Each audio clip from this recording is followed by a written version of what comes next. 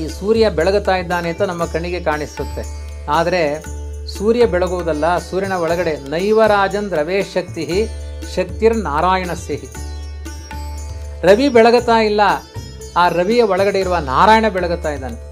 ನಮ್ಮನೆಯಲ್ಲಿ ಬಲ್ಪ್ ಉರಿತಾ ಇದೆ ಅಂದರೆ ಬಲ್ಪ್ ಉರಿತಾ ಇಲ್ಲ, ಕರೆಂಟು ಬಲ್ಪಿನ ಮೂಲಕ ಉರಿತಾ ಇದೆ. ಆದ್ದರಿಂದ ಕರೆಂಟ್ ಯಾರೋ ಅಲ್ಲಿ ಭಗವಂತ. ವೇದಗಳಲ್ಲಿ ಸಾಮವೇದ ತುಂಬ ಇಷ್ಟ. ವರಾಹ ತುಂಬ ಇಷ್ಟಪಡ್ತಾನಂತೆ ಸಾಮವೇದ. ಯಾಕೆಂದರೆ ಋಗ್ವೇದವನ್ನು ಕಡೆಗಾಣಿಸಿರುವುದು ಅಂತ ಹೇಳಬಾರ್ದು. ಋಗ್ವೇದದ ಮಂತ್ರಗಳೇ ಸಾಮ ಮಂತ್ರಗಳು. ಅದನ್ನು ರಾಗಬದ್ಧವಾಗಿ, ಈಗ ಸುಮ್ಮನೆ ಒಂದು ಶ್ಲೋಕ ಹೇಳಿದರೆ ಅದೇ ಶ್ಲೋಕವನ್ನು ಇನ್ನೊಬ್ಬರು ರಾಗಬದ್ಧವಾಗಿ ಹೇಳಿದರೆ ನಿಮಗೆ ಯಾವುದು ಖುಷಿ ಆಗುತ್ತೆ? ರಾಗವಾಗಿ ಹೇಳದೆ ಖುಷಿ ಆಗುತ್ತೆ. ಅದೇ ಸಾಮವೇದ. ಋಗ್ವೇದದ ಮಂತ್ರಗಳು ಸಾಮ ಮಂತ್ರಗಳಾಗುತ್ತೆ. ಅದರಿಂದ ಗಾನ ರೂಪದಲ್ಲಿ ಹೇಳಿದಾಗ ದೇವರು ಗಾನಲೋಲ, ಅವನು ಸಂತುಷ್ಟನಾಗ್ತಾನೆ. ಬರಗಾಲ ಬಂದರೆ ಎಲ್ಲ ವೃಕ್ಷಗಳು ಒಣಗಿ ಹೋಗುತ್ತೆ. ಅಶ್ವತ್ಥ ವೃಕ್ಷ 12 ವರ್ಷ ಬರಗಾಲ ಬಂದರೂ ಒಣಗದೇ ಇರುವ ವೃಕ್ಷ ಅಶ್ವತ್ಥ ವೃಕ್ಷ. ಅದಕ್ಕೆ ವೃಕ್ಷರಾಜ ಅಂತ ಹೆಸರು. ಅದಕ್ಕೆ ವೃಷ್ಣೀನಾಂ ವಾಸುದೇವೋಸ್ಮಿ, ಯಾದವರಲ್ಲಿ ವಾಸುದೇವ, ಪಾಂಡವರಲ್ಲಿ ಧನಂಜಯ, ಮುನಿಗಳಲ್ಲಿ ವ್ಯಾಸಮುನಿ ಭಗವಂತನದ್ದೇ ರೂಪ. ಹೀಗೆ ಯಚ್ಚಾಪಿ ಸರ್ವಭೂತಾನಾಂ ಬೀಜಂ ತದಹಂ ಅರ್ಜುನ. ಎಲ್ಲ ಜೀವಿಗಳ ಉತ್ಪತ್ತಿಗೆ ಬೀಜ ರೂಪದಿಂದ ನಾನಿದ್ದೇನೆ. ಅಂದ್ರೇನು? ಅದರ ಅಭಿವ್ಯಕ್ತಿಗೆ ನಾನು ಕಾರಣ. ಮಯಾ ವಿನಾ ಯದ್ಭೂತಂ ಸ್ಯಾತ್ ತನ್ನಾಸ್ತಿ. ನನ್ನನ್ನು ಬಿಟ್ಟು ಹುಟ್ಟಿದ ಒಂದು ವಸ್ತು ಇದೆ ಅಂತ ಜಗತ್ತಿನಲ್ಲಿ ನಿನಗೆ ತೋರಿಸಲಿಕ್ಕೆ ಬರಲ್ಲ. ಕೃಷ್ಣನ ಮಾತುಗಳು ಕೇಳೋಕೆ ಚಂದ, ಅದ್ಭುತವಾದ ವಿಷಯಗಳ ಹೊರಬರ್ತಾ ಇದೆ. ಆಚಾರ್ಯರು ಅದನ್ನು ತುಂಬ ಚೆನ್ನಾಗಿ ತಿಳಿಸ್ತಾ ಇದ್ದಾರೆ. ಈ ಒಂದು ಭಗವದ್ಗೀತೆಯ ಯಾತ್ರೆಯಲ್ಲಿ ಇವತ್ತು ನಾವು ಏನನ್ನು ನೋಡ್ತೀವಿ, ಎಲ್ಲಿದ್ದೀವಿ, ಬನ್ನಿ ನೋಡೋಣ. ಕೃಷ್ಣ ಪ್ರಜ್ಞೆ, ಕೃಷ್ಣನ ಬಗ್ಗೆ ನಾವು ತಿಳ್ಕೊಳ್ತಾ ಇದ್ದೀವಿ. ಅದೇ ಜರ್ನಿನಲ್ಲಿದ್ದೀವಿ. 10ನೇ ಚಾಪ್ಟರು, ಎಪಿಸೋಡ್ 23, ವಿಭೂತಿ ಯೋಗ, ಡಿವೈನ್ ಪ್ರೆಸೆನ್ಸ್. ಎಲ್ಲೆಲ್ಲಿದ್ದಾನೆ ಕೃಷ್ಣ, ಎಲ್ಲೆಲ್ಲಿ ಇಲ್ಲ ಅಂತ ಕೇಳಿ ಬನ್ನಿ ನೋಡೋಣ ಆಚಾರ್ಯರು ಏನು ಹೇಳ್ತಾರೆ. ಹರಿ ಓಂ ವೀಕ್ಷಕರೇ, ಈ ಒಂದು ಭಗವದ್ಗೀತೆಯ ಸರಣಿಗೆ ಇವತ್ತಿನ ಒಂದು ಎಪಿಸೋಡ್ಗೆ ನಿಮಗೆಲ್ಲ ಸುಸ್ವಾಗತ. ನಾವು ಪುರುಷೋತ್ತಮ ಮಾಸದಲ್ಲಿ ಅಧಿಕ ಫಲಗಳನ್ನು ಪಡಿತಾ ಇದ್ದೀವಿ. ಈ ಒಂದು ಭಗವದ್ಗೀತೆಯ ಅರ್ಥಾನುಚಿಂತನೆಯಿಂದ ಆ ಕೃಷ್ಣನ ಒಂದು ಭಕ್ತಿ ನಮ್ಮಲ್ಲಿ ಕೂಡ ಅಧಿಕವಾಗ್ತಾ ಇದೆ ಅಂತ ನಾನು ತಿಳ್ಕೊಂಡಿದ್ದೀನಿ. ಹಿಂದಿನ ದಿನ ನಾವು ಈ 9ನೇ ಅಧ್ಯಾಯದಲ್ಲಿ ಕೃಷ್ಣ ಮನ್ಮನಾಭವ ಅಂತ ಹೇಳಿದ, ಅಂದರೆ ನನ್ನನ್ನು ಭಕ್ತನಾಗು, ನನ್ನ ಮನಸ್ಸಿನಲ್ಲಿ ನಿರಂತರವಾಗಿ ನನ್ನನ್ನೇ ಯೋಚನೆ ಮಾಡುವಂಥ. ಆದರೆ ಹೇಗೆ ಯೋಚನೆ ಮಾಡೋದು ಅದನ್ನು 10ನೇ ಅಧ್ಯಾಯದಲ್ಲಿ ತಿಳಿಸ್ತಾನೆ. ಅದನ್ನು ನಾವು ಆಚಾರ್ಯನ ಕೇಳೋಣ. ಬನ್ನಿ ಆಚಾರ್ಯ, ಸುಸ್ವಾಗತ. ಈ ಮನ್ಮನಾಭವ ಏನೋ ಸರಿ, ಖಂಡಿತ ನೋಡ್ಬೇಕು ನನಗೆ. ಆದರೆ ನಾನೀಗೊಂದು ಯಾವುದೋ ದೊಡ್ಡ ಬಿಲ್ಡಿಂಗ್ ನೋಡ್ತಾ ಇದ್ದೀನಿ, ಯಾವುದೋ ಒಂದು ಸೀನರಿ ನೋಡ್ತಾ ಇದ್ದೀನಿ. ಅಲ್ಲಿ ನಮಗೆ ಅದೇ ಕಾಣುತ್ತೆ. ಭಗವಂತನ ಹೇಗೆ ಚಿಂತನೆ ಬರುತ್ತೆ? ಆ ಭಗವಂತನ ಚಿಂತನೆ ಬರೋದಕ್ಕೆ ಈ ಒಂದು ವಿಭೂತಿ ಯೋಗದಲ್ಲಿ ಕೃಷ್ಣ ಏನೇನು ಹೇಳಿದ್ದಾನೆ, ಎಲ್ಲೆಲ್ಲಿ ನಾನಿದ್ದೀನಿ, ಆ ಎಲ್ಲ ವಿಷಯಗಳನ್ನು ತಿಳಿಸ್ಕೊಡಿ ಅಂತ. ಇದು 10ನೇ ಅಧ್ಯಾಯ, ವಿಭೂತಿ ಯೋಗ ಅಂತ. ವಿಭೂತಿ ಅಂದರೆ ಭಗವಂತನ ವಿಶಿಷ್ಟವಾದ ಐಶ್ವರ್ಯ ಶಕ್ತಿಗಳು, ಪ್ರಭಾವಿತವಾದ ರೂಪಗಳು ಅಂತ ಅರ್ಥ. ಅದಕ್ಕೆ ಮುಂಚೆ ನನಗೆ ವಿಭೂತಿ ಅಂದರೆ ನಮಗೆ ಹೀಗೊಂದು ಏನು ಎಲ್ಲ ಕಡೆ ಹಚ್ಕೊಳ್ತೀವಿ, ಅದು ವಿಭೂತಿ ಅಂತ. ಭಸ್ಮರೂಪವಾದ ವಿಭೂತಿ ಅಲ್ಲ, ಬದುಕನ್ನು ಎಲ್ಲ ಕಷ್ಟಗಳನ್ನು ಭಸ್ಮ ಮಾಡುವ ಭಗವಂತನ ವಿಭೂತಿ ರೂಪ, ಐಶ್ವರ್ಯ ರೂಪ ಆಯಿತಾ. ವಿಶೇಷವಾದ ಶಕ್ತಿ ಯಾವ ವಸ್ತುವಿನಲ್ಲಿ ಭಗವಂತನ ವಿಶೇಷ ಸಾನ್ನಿಧ್ಯ ಇದೆ ಅದನ್ನೆಲ್ಲ ವಿಭೂತಿ ಅಂತ ಕರೀತಾರೆ. ಈ ವಾಸ್ತವಿಕವಾಗಿ ಅರ್ಜುನ ಅದನ್ನೆಲ್ಲ ಕೇಳ್ತಾನೆ. ತಾನಾಗಿ ಕೃಷ್ಣ ಉತ್ಸಾಹದಲ್ಲಿ ಹೇಳ್ತಾನೆ, ಅರ್ಜುನ ನಿನ್ನಂಥ ಕೇಳುಗನಿದ್ದಾಗ ನನಗೆ ಹೇಳಲಿಕ್ಕೆ ಉತ್ಸಾಹ ಬರುತ್ತೆ ಅಂತಾನೆ. ಅಂದರೆ ಕೇಳುವನು ಅಷ್ಟು ನಗತಾ ಕೇಳ್ತಾ ಇದ್ದಾನೆ. ನೀವು ಎಲ್ಲೇ ಉತ್ಸಾಹದಲ್ಲಿ ಕುಳಿತಿದ್ದೀರಿ, ಆದ್ದರಿಂದ ಹೀಗೆ ಹೇಳ್ಬೋದು. ಉತ್ಸಾಹದಲ್ಲಿದೆ, ಪ್ರಿಯಮಾಣಾಯ ಅಂತ ಸಂತೋಷ ಪಡ್ತಾ ಇದೆ ಅರ್ಜುನ, ಅದಕ್ಕೆ ನಾನು ನಿನಗೆ ಹೇಳ್ತೀನಿ ಅಂತಾನೆ. ಅಂದರೆ ಹೇಳುವವರಿಗೆ ಕೇಳೋರು ಉತ್ಸಾಹದಲ್ಲಿರಬೇಕು. ಅವರೆಯೋ ವಾಚ್ ನೋಡ್ತಾ ಇದ್ದಾರೆ, ಅವ್ರ ಟೈಮ್ ಆಯಿತು ಅಂದ್ಕೊಳ್ತಾ ಇದ್ದಾರೆ ಅಂದರೆ ಹೇಳೋರಿಗೆ ಉತ್ಸಾಹ ಹೊರಟೋಗುತ್ತೆ. ಅಂದರೆ ಅದಕ್ಕೆ ಆಚಾರ್ಯರು ಹೇಳ್ತಾರೆ, ಪ್ರಿಯಮಾಣಾಯ ಅಂದರೆ ಶುತ್ವ ಸಂತೋಷಂ ಆಪ್ನುವತೆ. ದೇವರ ಕಥೆ ಕೇಳಿ ಏನು ಎಂಜಾಯ್ ಮಾಡ್ತಾ ಇದ್ದೀನಿ, ಯಾವ ಸ್ವೀಟ್ ತಿಂದರೂ ನಿನ್ನ ಮುಖದಲ್ಲಿ ಇಂಥ ಆನಂದ ಕಂಡಿಲ್ಲ, ನನ್ನ ಕಥೆಯಲ್ಲಿ ಅಷ್ಟು ಎಂಜಾಯ್ ಮಾಡ್ತಾ ಇದೆಯಲ್ಲ ಅರ್ಜುನ, ನಿನಗೆ ಹೇಳ್ದೇನೆ ಬೇರೆ ಇನ್ನು ಯಾರಿಗೆ ಹೇಳಬೇಕು. ಆದರೆ ನೋಡಿ, ಆ ಹೇಳುಗರಲ್ಲಿ ಅಂತ ಒಂದು ಫೀಲಿಂಗ್ ಇದೆ. ಆದ್ದರಿಂದ ನಾನು ಎಲ್ಲ ವಿಧವಾದ ಜಗತ್ತಿನ ಸೃಷ್ಟಿ ಸ್ಥಿತಿ ಲಯ ಎಲ್ಲ ಮಾಡ್ತೀನಿ. ನಮೇ ವಿದು ಸುರಗಣ ಪ್ರಭವಂ ನ ಮಹರ್ಷಯ. ನನ್ನ ಸೃಷ್ಟಿಯನ್ನು ಯಾವ ದೇವತೆಗಳಿಗಾಗಲಿ, ಅಂದರೆ ಒಂದು ಹಂತಕ್ಕೆ ತಿಳ್ಕೊಳ್ಬೋದೇ ಹೊರತು ಆ ಸೃಷ್ಟಿ ಇವಾಗ ಯಾವುದೋ ಒಂದು ವಾಚ್ ನಿಮ್ಮ ಕೈಯಲ್ಲಿ ಕಟ್ಕೊಂಡಿದ್ದೀರಿ ಅಂದರೆ ಅದರ ರಾ ಮೆಟೀರಿಯಲ್ ಎಲ್ಲೆಲ್ಲಿಂದ ಬಂತು ಅಂತ ಹೇಳುವ ಸಾಮರ್ಥ್ಯ ಯಾವ ವಿಜ್ಞಾನಿಗಿದೆ? ಅದು ಎಲ್ಲಿಂದ ಸೃಷ್ಟಿ ಆಯಿತು, ಅದರ ಉತ್ಪತ್ತಿಯ ಜಾಗ ಎಲ್ಲಿ, ಮತ್ತೆ ಅದನ್ನು ಬಿಚ್ಚಿ ಅಲ್ಲಲ್ಲೇ ಜೋಡಿಸೋದ್ರೆ ಜೋಡಿಸ್ತಾನೆ ದೇವರು. ನಮ್ಮಿಂದ ಸಾಧ್ಯವಾದು. ಈ ಥರದ ಶಕ್ತಿ ಪ್ರಭಾವಗಳನ್ನು ಅರ್ಥ ಮಾಡಿಕೊಳ್ಳುವ ಯೋಗ್ಯತೆ ಯಾರಿಗೂ ಯಾವ ಉಪಲಕ್ಷಣ ದೇವತೆಗಳಿಗಿಲ್ಲ ಅಂದರೆ ಯಾರಿಗೂ ಇಲ್ಲ ಅಂತ ಅರ್ಥ. ಜಗತ್ತಿನಲ್ಲಿ ಯಾರಿಗೂ ಅಂತಹ ಶಕ್ತಿ ಇಲ್ಲ. ನಾನು ಅಜ ಅನಾದಿ, ಇದನ್ನು ಮೂರ್ಖತನ ಇಲ್ಲದೆ ಸರಿಯಾಗಿ ತಿಳ್ಕೊಳ್ಬೇಕು. ಇದು ಅನೇಕ ವಿಧವಾದ ಅಂದರೆ ಅಂತಃಕರಣದ ಧರ್ಮಗಳನ್ನೆಲ್ಲ ಹೇಳ್ತಾನೆ. ಅಹಂ ಸರ್ವಸ್ಯ ಪ್ರಭವ ಪ್ರಳಯ ಅಹಂ ಸರ್ವಸ್ಯ ಪ್ರಭವೋ ಮತ್ತಃ ಸರ್ವಂ ಪ್ರವರ್ತತೆ ಇತಿ ಮತ್ವಾ ಭಜಂತೆ ಮಾಂ ಬುಧಾ ಭಾವ ಸಮನ್ವಿತಾ ಅಂತ. ಎಲ್ಲರ ಉತ್ಪತ್ತಿಗೆ ನಾನು ಕಾರಣ, ಮತ್ತಃ ಸರ್ವಂ ಪ್ರವರ್ತತೆ, ಎಲ್ಲ ಕಾರ್ಯಗಳು ಕೂಡ ನನ್ನಿಂದ ನಡೆಯುತ್ತೆ. ಆದ್ದರಿಂದ ಎಲ್ಲರೂ ಡೆಮ್ಮಿ ಪೀಸ್ ಅಂತಾರಲ್ಲ ಆ ಥರ ಎಲ್ಲರೂ ಆಟಿಗೆ ಸಾಮಾನು. ಇದನ್ನು ಬ್ರಹ್ಮದೇವರೇ ಹೇಳ್ತಾರೆ. ನನಗೆ ಸೃಷ್ಟಿ ಮಾಡು ಅಂತ ಹೇಳೋನು ಅವನು, ಒಳಗಡೆ ಕೂತು ಮಾಡಿಸೋನು ಅವನು, ತೋರಿಕೆಗೆ ನಾನು ಮಾಡ್ತಿರ್ತೀನಿ. ಅಂದರೆ ಇವಾಗ ತಾಯಿ ಮಗುವಿನ ಕೈಲಿ ಅಕ್ಷರಾಭ್ಯಾಸ ಮಾಡಿಸ್ತಾಳೆ. ಆ ಬರೆದಿಯಾ ಅಂತ ಕೇಳ್ತಾಳೆ. ಬರೆದಿದ್ದು ತಾಯಿಯೇ, ಅದು ಮಗುವಿಗೆ ನಾನು ಬರದೆ ಅಂತ ಮಗು ಹೇಳ್ಕೊಳ್ಳುತ್ತೆ. ಎಲ್ಲರ ಕೈಲಿ ಮಾಡಿಸುವ ಜಗನ್ನಾಥದಾಸರು ಹರಿಕಥಾಂಸಾರದಲ್ಲಿ ನೋಡಿ ನೋಡುವ, ಆಮೇಲೆ ಮಾಡುವ ಅಂದ್ರೇನು, ಅವ್ರ ಕೈಲಿ ಮಾಡಿಸಿ ಇವನು ಮಾಡ್ತಾ ಇರ್ತಾನೆ, ಇವನು ನೋಡ್ತಿರ್ತಾನೆ, ಅವ್ರ ಕೈಲಿ ನೋಡಿಸಿದಂಗೆ ಮಾಡ್ತಾನೆ. ಹೀಗೆ ಎಲ್ಲ ವ್ಯಾಪಾರಗಳು ಕೂಡ ಅವನದ್ದೇ. ಆದ್ದರಿಂದ ನಿಜವಾದ ಭಕ್ತರಿಗೆ ಇದು ಕನೆಕ್ಟ್ ಆಗಿಬಿಟ್ರೆ, ಎಲ್ಲ ವ್ಯಾಪಾರ ಮಾಡೋನು ಭಗವಂತ ಅವನೇ ನಮ್ಮ ಬದುಕಿನ ಸರ್ವಸ್ವ ಅಂತ ಅನಿಸಿಬಿಟ್ರೆ, ಮಚ್ಚಿತ್ತಾಹ ಮದ್ಗತ ಪ್ರಾಣಾಹ ಬೋಧಯಂತ ಪರಸ್ಪರಂ ಕಥಯಂತಶ್ಚ ಮಾಂ ನಿತ್ಯಂ ತುಷ್ಯಂತಿ ಚ ರಮಂತಿ ಚ. ನಿಜವಾದ ಕೃಷ್ಣನ ಭಕ್ತರಿಗೆ ನನ್ನಲ್ಲೇ ಮನಸ್ಸು ಬಂದುಬಿಟ್ರೆ ಅವರು ಅದೇ ಕಥೆ ಹೇಳ್ತಿರ್ತಾರೆ. ಈ ಗೋಪಿಕಾಸ್ತ್ರೀಯರು ಕೃಷ್ಣ ಅದೃಶ್ಯನಾದಾಗ ಹಗಲು ರಾತ್ರಿ ಮೈ ಮರೆತು, ಅಂದರೆ ಅಷ್ಟು ಆಕರ್ಷಕವಾದ ವ್ಯಕ್ತಿತ್ವ ಪರಮಾತ್ಮನದ್ದು.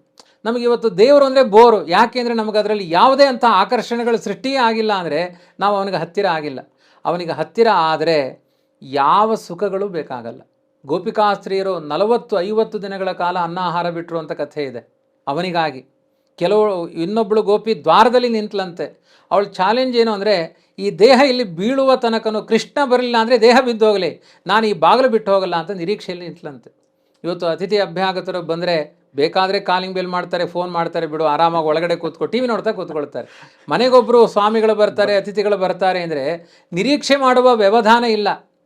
ಅವ್ರು ಪಾತ್ಪೂಜೆ ಮಾಡೋರಿಗೆ ವ್ಯವಸ್ಥೆ ಹೇಳ್ತಾರೆ, ನೀವು ಇವತ್ತು ಅರ್ಧ ಗಂಟೆ ತಡವಾಗಿ ಕರ್ಕೊಂಡು ಬಂದಿದ್ದೀರಿ, ನೆಕ್ಸ್ಟ್ ನಿಮಗೆ ಈ ಜವಾಬ್ದಾರಿ ತೊಗೊಳ್ಬೇಡಿ. ನೀವು ಹೀಗೆಲ್ಲ ತಡ ಮಾಡೋದಾದರೆ ನಮ್ಮ ಮನೆಗೆ ಸ್ವಾಮಿಗಳೇ ಕರ್ಕೊಂಡು ಬರಬೇಡಿ. ಅಲ್ಲ, ನಮ್ಮ ಭಾವಗಳು ಹೀಗಿರುತ್ತೆ. 48 ದಿನಗಳ ಕಾಲ ಬಾಗಿಲಿನ ದ್ವಾರದಲ್ಲಿ ಕೈ ಇಟ್ಟು ನಿಂತವಳು ಕದಲಲಿಲ್ಲ ಅಲ್ಲಿಂದ. ಯಾಕೆಂದರೆ ಕೃಷ್ಣ ಬರಬೇಕು ಅನ್ನುವ ನಿರೀಕ್ಷೆ. ಎಷ್ಟು ಅದರಲ್ಲಿ ತನ್ಮಯತೆ ಇದೆ. ಅದನ್ನೇ ಕೃಷ್ಣ ಹೇಳ್ತಾನೆ, ಕಥೆಯಂತಶ್ಚ ಮಾಂ ನಿತ್ಯಂ ತುಷ್ಯಂತಿ ಚ ರಮಂತಿ ಚ. ನನ್ನ ಕತೆ ಹೇಳ್ತಾರೆ, ಸಂತೋಷ ಪಡ್ತಾರೆ, ಎಂಜಾಯ್ ಮಾಡ್ತಾರೆ, ಅದರಲ್ಲೇ ಕಾಲ ಕಳೀತಾರೆ. ಅವರಿಗೆ ಬೇರೆ ಮದ್ಗತ ಪ್ರಾಣ ಅಂದ್ರೇನು, ಎಲ್ಲ ಇಂದ್ರಿಯಗಳ ಚೇಷ್ಟೆಗಳು ನನ್ನ ವಿಷಯದಲ್ಲೇ ಇರುತ್ತೆ. ಅವ್ರು ಏನು ಮಾಡಿದರೂ ಕೃಷ್ಣನನ್ನೇ ನೋಡ್ತಾರೆ. ತೇಷಾಮೇವಾನುಕಂಪಾರ್ಥಂ ಅಹಮಜ್ಞಾನಿನಂ ತಮಃ ನಾಶಯಾಮಿ ಆತ್ಮಭಾವಸ್ಥಃ. ಅವರನ್ನು ನೋಡಿದರೆ ನನಗೆ ತುಂಬ ಇಷ್ಟ ಆಗುತ್ತೆ.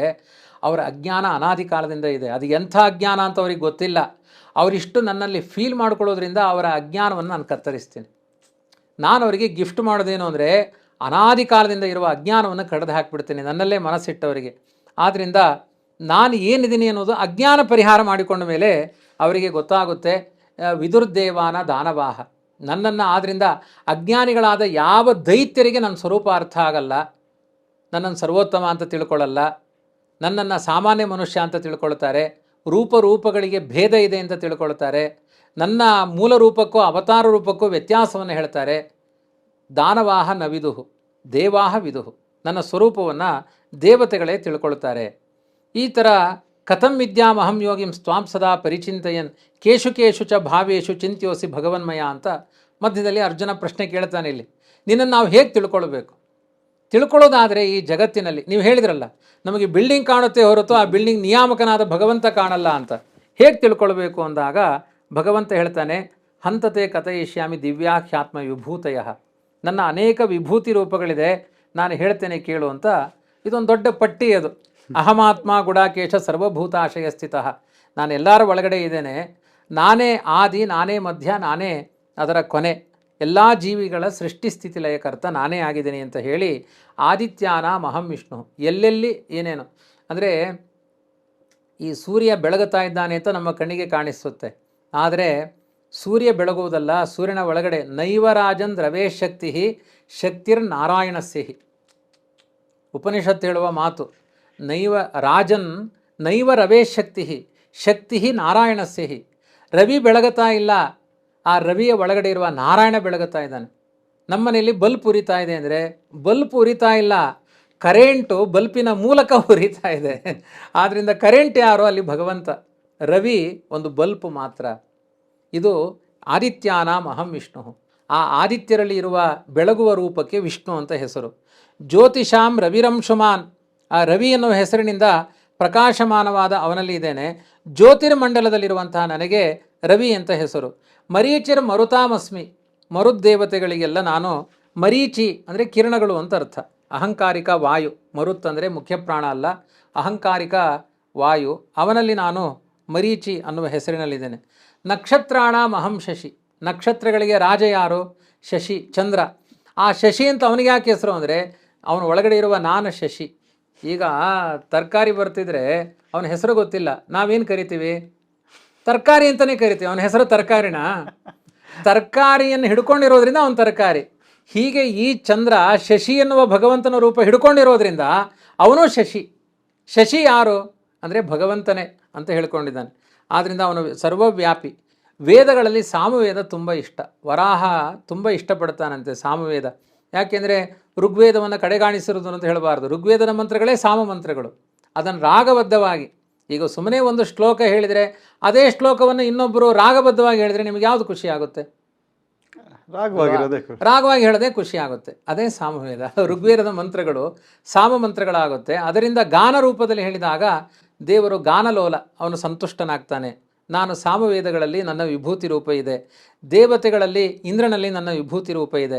ಇಂದ್ರಿಯಗಳಲ್ಲಿ ಮನಸ್ಸು ಪ್ರಧಾನವಾದ ಇಂದ್ರಿಯ. ಭೂತಾನಾಂ ಅಸ್ಮಿ ಚೇತನ. ರುದ್ರಾಣಾಂ ಶಂಕರಶ್ಚಾಸ್ಮಿ. ವಿತ್ತೇಶೋ ಯಕ್ಷರಕ್ಷಸಾಂ. ರುದ್ರರಲ್ಲಿ ಶಂಕರ ಅಂತ ನನಗೆ ಹೆಸರು. ಆಮೇಲೆ ಯಕ್ಷರಲ್ಲಿ ಕುಬೇರ ನಾನಿದ್ದೇನೆ, ಅವನಲ್ಲಿ ವಿಭೂತಿ ರೂಪ ಇದೆ ಅಂತ ಅರ್ಥ. ಕುಬೇರನೇ ಅವನು ಅಂತ ಅರ್ಥ ಅಲ್ಲ. ಇಲ್ಲೆಲ್ಲ ದಾರಿ ತಪ್ಪಲಿಕ್ಕೆ ಬೇಕಾದಷ್ಟು ದಾರಿಗಳಿವೆ ಇಲ್ಲಿ. ಪಾವಕಶ್ಚಾಸ್ಮಿ ವಸೂನಾಂ. ವಸುಗಳಲ್ಲಿ ಪಾವಕ ಅಂತ. ಶಿಖರ ಅಂದರೆ ಬೆಟ್ಟಗಳಲ್ಲಿ ಮೇರು ಪರ್ವತದಲ್ಲಿ ನನ್ನ ವಿಭೂತಿ ರೂಪ. ಆಮೇಲೆ ಪುರೋಹಿತರಲ್ಲಿ ಬೃಹಸ್ಪತಿಯಲ್ಲಿ ನನ್ನ ವಿಭೂತಿ ರೂಪ. ಸೇನಾನಿಗಳಲ್ಲಿ ಸ್ಕಂದನಲ್ಲಿ ವಿಭೂತಿ ರೂಪ. ಆಮೇಲೆ ಸರೋವರಗಳಲ್ಲಿ ಸಮುದ್ರದಲ್ಲಿ ನನ್ನ ವಿಭೂತಿ ರೂಪ. ಋಷಿಗಳಲ್ಲಿ ಭೃಗು ಋಷಿಯಲ್ಲಿ ನನ್ನ ವಿಭೂತಿ ರೂಪ. ಆಮೇಲೆ ಮಾತುಗಳಲ್ಲಿ ಶಬ್ದ ಪ್ರಪಂಚ ಓಂಕಾರದಲ್ಲಿ ನನ್ನ ವಿಭೂತಿ ರೂಪ. ಯಜ್ಞದಲ್ಲಿ ಜಪಯಜ್ಞ. ಸ್ಥಾವರ ಪ್ರಪಂಚದಲ್ಲಿ ಹಿಮಾಲಯದಲ್ಲಿ ವಿಭೂತಿ ರೂಪ. ವೃಕ್ಷಗಳಲ್ಲಿ ಅಶ್ವತ್ಥ ವೃಕ್ಷ. ಯಾಕೆ ಹೇಳಿ ಅಶ್ವತ್ಥ ವೃಕ್ಷ? ಅದಕ್ಕೆ ಕ್ಷೀರಿಣಿ ವೃಕ್ಷ ಅಂತ ಹೆಸರು. ಬರಗಾಲ ಬಂದರೆ ಎಲ್ಲ ವೃಕ್ಷಗಳು ಒಣಗಿ ಹೋಗುತ್ತೆ. ಅಶ್ವತ್ಥ ವೃಕ್ಷ 12 ವರ್ಷ ಬರಗಾಲ ಬಂದರೂ ಒಣಗದೇ ಇರುವ ವೃಕ್ಷ ಅಶ್ವತ್ಥ ವೃಕ್ಷ. ಅದಕ್ಕೆ ವೃಕ್ಷರಾಜ ಅಂತ ಹೆಸರು ಅದಕ್ಕೆ.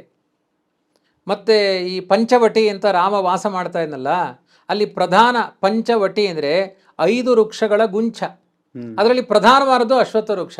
ಅಶ್ವತ್ಥ ವೃಕ್ಷದ ಆಶ್ರಯದಲ್ಲಿದ್ದರೆ ಅಲ್ಲಿ ಯಾವುದೇ ರೀತಿಯಾದ ದುಷ್ಟಶಕ್ತಿಗಳಿಗೆ ಅವಕಾಶ ಇಲ್ಲ. ಅಲ್ಲ, ಅಶ್ವತ್ಥ ವೃಕ್ಷದಲ್ಲೇ ಬ್ರಹ್ಮ ರಾಕ್ಷಸ ಇರುತ್ತೆ ಅಂತ ಹೇಳ್ತಾರೆ. ಅದಕ್ಕೆ ಸಂಸ್ಕಾರಹೀನವಾದ ವೃಕ್ಷ ಅಲ್ಲ. ಅರಣ್ಯದಲ್ಲಿರುವ ವೃಕ್ಷಗಳಲ್ಲಿ ಬ್ರಹ್ಮ ರಾಕ್ಷಸನ ವ್ಯವಸ್ಥೆ ಇರಲ್ಲ. ಅಂದರೆ ನಾವು ನೆಟ್ಟ ವೃಕ್ಷ ಆರೋಪಣ ಮಾಡಿದ್ರಲ್ಲಿ ಸನ್ನಿಧಾನ ಇರಲ್ಲ. ತಾನಾಗಿ ಹುಟ್ಟಿದ ಅಶ್ವತ್ಥ ಬಹುಶಃ ತಾನಾಗೆ ಹುಟ್ಟುತ್ತೆ. ಅದನ್ನೊಂದು ಕಡೆ ನೆಡ್ಲಿಕ್ಕೆ ಬರಲ್ಲ. ಈಗೆಲ್ಲ ಆ ವ್ಯವಸ್ಥೆ ಇದೆ, ನೆಡುವ ವ್ಯವಸ್ಥೆಯು ಈಗ ಬಂದಿದೆ. ಅದು ಕ್ಷೀರಿಣಿ ವೃಕ್ಷ ಅಂತ. ಅದು ಒಣಗೋದೇ ಇಲ್ಲ, ಯಾರ ಆಶ್ರಯ ಬೇಕಾಗಿಲ್ಲ ಅದಕ್ಕೆ. ಯಾಕೆಂದರೆ ದೇವರ ವಿಭೂತಿ ರೂಪ ಇದೆ. ನೀವು ನೀರು ಹಾಕಿ ಅಶ್ವತ್ಥ ವೃಕ್ಷ ಬೆಳೆಸಿದವರು ಯಾರಿದ್ದಾರೆ? ಕಾಂಕ್ರೀಟ್ ಟ್ಯಾರಿಸ್ ಮೇಲೆಲ್ಲ ಬಂದ್ಬಿಡುತ್ತೆ ಅಶ್ವತ್ಥ ವೃಕ್ಷ. ಅದಕ್ಕೆ ಯಾವುದೇ ಪ್ರಕೃತಿಯ ಗಾಳಿ ಸಾಕು ಅದಕ್ಕೆ. ಗೋಡೆ ಎಲ್ಲ ಸೀಳ್ಕೊಂಡು ಬರುತ್ತೆ. ಬರೀ ಕಲ್ಲಿರುತ್ತೆ. ಅದು ಹೆಂಗೆ ಬಂತು? ಯಾರು ನೀರು ಹಾಕಿದ್ರು? ಅದಕ್ಕೆ ಹೇಳಿದ ನನಗೆ ಯಾವ ಆಶ್ರಯಗಳು ಬೇಕಾಗಿಲ್ಲ. ಹಾಗೆ ದೇವರಾಯನ ದುರ್ಗದಲ್ಲಿ ಮೇಲೆ ಯೋಗ ನರಸಿಂಹನ ಬೆಟ್ಟ ಹತ್ಕೊಂಡು ಹೋದ್ರೆ ಅಲ್ಲೊಂದು ಹಿಂಗೆ ವೃಕ್ಷ ಆಚೆಗೆ ಬಂದಿದೆ. ಆ ಕಲ್ಲುಗಳ ಮಧ್ಯದಲ್ಲಿ ಆಚೆಗೆ ಬಂದಿದೆ. ಅದು ಪ್ರಕೃತಿಯ ಗಾಳಿಯಲ್ಲಿರುವಂತಹ ನೀರು ಸಾಕೋದಕ್ಕೆ ಅಶ್ವತ್ಥ ವೃಕ್ಷಕ್ಕೆ. ಅಷ್ಟು ಮಾತ್ರ ಅಲ್ಲ, ಅನೇಕ ಜನರು ಒಂದು ಸಣ್ಣ ದೃಷ್ಟಾಂತ. ನಾನು ಕೃಷಿ ಭೂಮಿಯಲ್ಲಿ ಒಂದು ಹೊಲ ಉಳಬೇಕಾದ್ರೆ ಒಂದು ಅಶ್ವತ್ಥ ವೃಕ್ಷದ ಬೇರು ತುಂಡಾಯಿತು. ಬೇರು ತುಂಡಾದಾಗ ರಸ ಬರಲಿಕ್ಕೆ ಶುರು ಆಯಿತು. ನಾನಲ್ಲಿ ಬಕೆಟ್ ಇಟ್ಟೆ, 3 ಬಕೆಟ್ ನೀರು ಸಿಕ್ತು. ಸಣ್ಣ ಬೇರು ಇಷ್ಟದಪ್ಪ. ಏನಪ್ಪ ಇದು, ಏನಾದರೂ ರೋಗ ಇದೆಯಾ ಅಂತ. ಎಲ್ಲ ಬೇರುಗಳಲ್ಲೂ ಅಷ್ಟು ನೀರಿರುತ್ತೆ. 3 ಬಕೆಟ್ ನೀರು. ಅದಕ್ಕೆ ಕ್ಷೀರಿಣಿ ಅಂತ. ಅಷ್ಟು ಯಥೇಷ್ಟ ನೀರು. ಕೊಡುತ್ತೆ ಇನ್ನೊಬ್ಬರಿಗೆ. ಅಶ್ವತ್ಥ ವೃಕ್ಷ, ಅದಕ್ಕೆ ಅಶ್ವತ್ಥ ಸರ್ವವೃಕ್ಷಾಣ. ದೇವರ್ಷೀಣಾಂಚ ನಾರದ, ನಾರದರಲ್ಲಿ ದೇವರ್ಷಿ, ಅವರಲ್ಲಿ ನಾರದರಲ್ಲಿ ವಿಭೂತಿ ರೂಪ.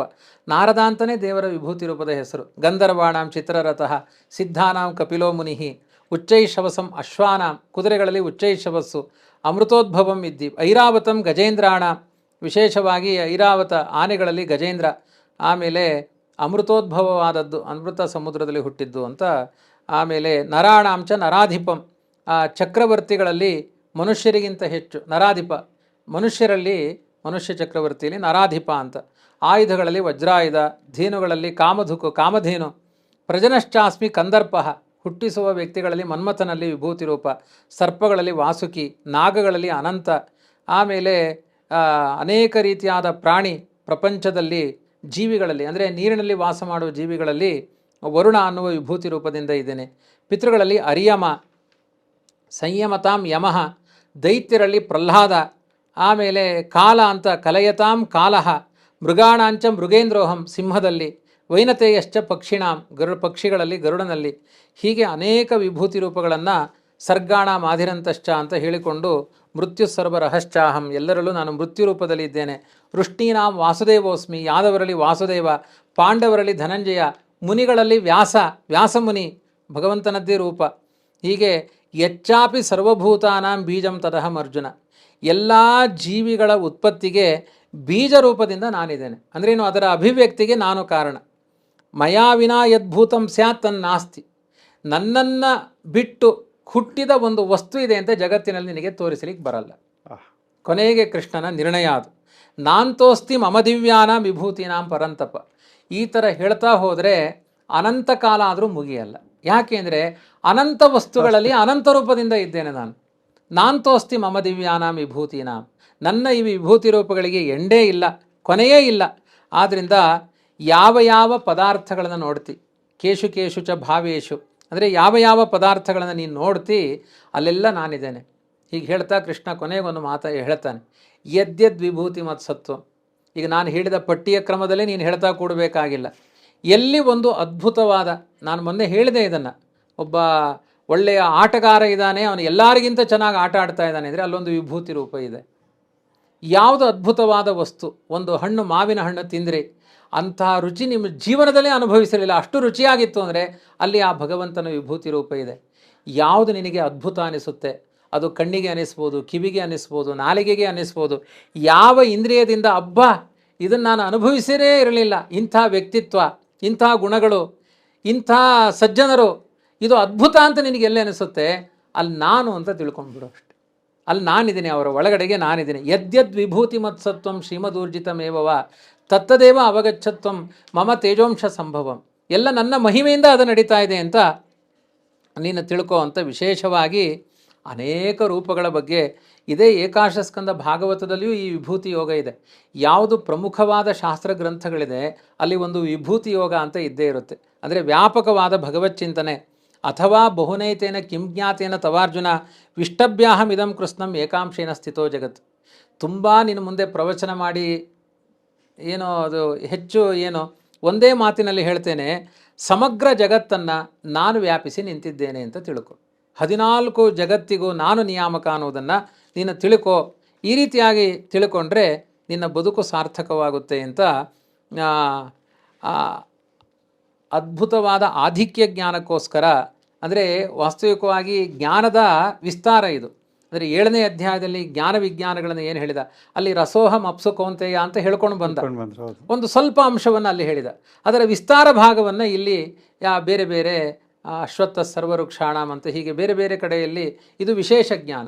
ಆ ಜ್ಞಾನವನ್ನು ಹೇಳಿದ್ದನ್ನು ವಿಜ್ಞಾನದ ಮೂಲಕ ಭಗವಂತ ಇಲ್ಲಿ ಪ್ರತಿಪಾದನೆ ಮಾಡಿದ್ದಾನೆ. ಒಟ್ಟಿನಲ್ಲಿ ಕಂಡಲ್ಲಿ ವಿಶ್ವರೂಪ ಕಾಂಬರೋ ಅಂತ, ಕಂಡ ಜಾಗದಲ್ಲೆಲ್ಲ ಭಗವಂತನ ಅಂತರ್ಯಾಮಿ ಶಕ್ತಿಯನ್ನು ಅನ್ವೇಷಣೆ ಮಾಡಿದಾಗ ನಿನ್ನ ಬದುಕು ಸಾರ್ಥಕವಾಗುತ್ತೆ ಅಂತ. ನಮ್ಮ ಬದುಕೆಲ್ಲ ಭಗವನ್ಮಯ ಆಗಿರಬೇಕು, ಕೃಷ್ಣಮಯ ಆಗಿರಬೇಕು. ಆ ಥರ ನಿರ್ವಹಣೆ ಮಾಡು, ಕಾಲಹರಣ ಮಾಡಬೇಡ ಅನ್ನುವ ಎಚ್ಚರಿಕೆಯಲ್ಲಿ ಇಂಥ ಚಿಂತನೆಗಳನ್ನು ಹೇಳಿದ. ಇನ್ನು ಮುಂದಿನದ್ದು ಪ್ರಧಾನವಾದ ಅಂಶ ವಿಶ್ವರೂಪ ದರ್ಶನ. ಅದನ್ನು ಹಿಂದೆ ಹೇಳಿದ ಅವನು 9ನೇ ಅಧ್ಯಾಯದಲ್ಲಿ, ನಿನಗೆ ಪಶ್ಯಮೇ ಯೋಗಮೈಶ್ವರಂ, ನನ್ನ ಯೋಗಶಕ್ತಿಯನ್ನು ನೀನು ನೋಡು ಅಂತ ಅಲ್ಲಿ ಎಚ್ಚರಿಸಿದ. ಅವನಿಗೆ ವಿಭೂತಿ ರೂಪಗಳನ್ನೆಲ್ಲ ತೋರಿಸಿದ. ಇವಾಗ ಏನು ಹೇಳಿದಾನೆ ಅದನ್ನೆಲ್ಲ ಪ್ರಾಕ್ಟಿಕಲ್ ಆಗಿ ಒಂದೇ ರೂಪದಿಂದ ಕೊನೆಗೆ ಹೇಳಿದ್ನಲ್ಲ ಅವನು, ಏನು ಏಕಾಂಶೇನ ಸ್ಥಿತೋ ಜಗತ್ತು, ನನ್ನ ಒಂದು ಅಂಶದಿಂದ ಒಂದು ಶಕ್ತಿಯ ವಿಶೇಷದಿಂದ ಸಮಗ್ರ ಜಗತ್ತನ್ನು ಆಳುವ ಸಾಮರ್ಥ್ಯ ನನ್ನಲ್ಲಿದೆ ಅಂತ ಹೇಳಿದ. ಅದನ್ನು ನೋಡ್ತೀಯಾ, ತೋರಿಸ್ತೀನಿ ಅಂತ. ಈಗ ಅರ್ಜುನಿಗೆ ಆ ಏಕಾಂಶನ ಆ ಒಂದೇ ರೂಪದಲ್ಲಿ ನೋಡಬೇಕು ಅನ್ನುವಂಥ ಒಂದು ಅವನಿಗೆ ಬರುತ್ತೆ, ಕುತೂಹಲ ಇದೆ. ಅವನ ಕುತೂಹಲವನ್ನು ತಣಿಸುವ ಅದ್ಭುತವಾದ ಒಂದು ವ್ಯವಸ್ಥೆ 11ನೇ ಅಧ್ಯಾಯ ವಿಶ್ವರೂಪ ದರ್ಶನ ಅನ್ನುವ ಯೋಗ. ಅದನ್ನು ಮತ್ತೆ ನಾಳೆ ಸೇರಿದಾಗ ನೋಡೋಣ. ತುಂಬ ತುಂಬ ಧನ್ಯವಾದಗಳು ಸರ್. ಸರ ಏನು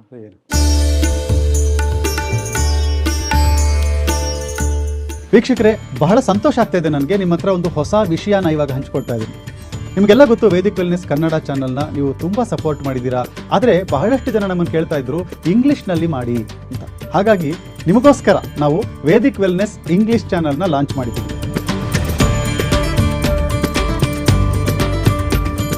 ಈ ಒಂದು ಅಧಿಕ ಮಾಸದಲ್ಲಿ ಈ ಭಗವದ್ಗೀತೆಯ ಸೀರೀಸ್ ಇಂಗ್ಲಿಷ್ನಲ್ಲಿ ಬರ್ತಾ ಇದೆ.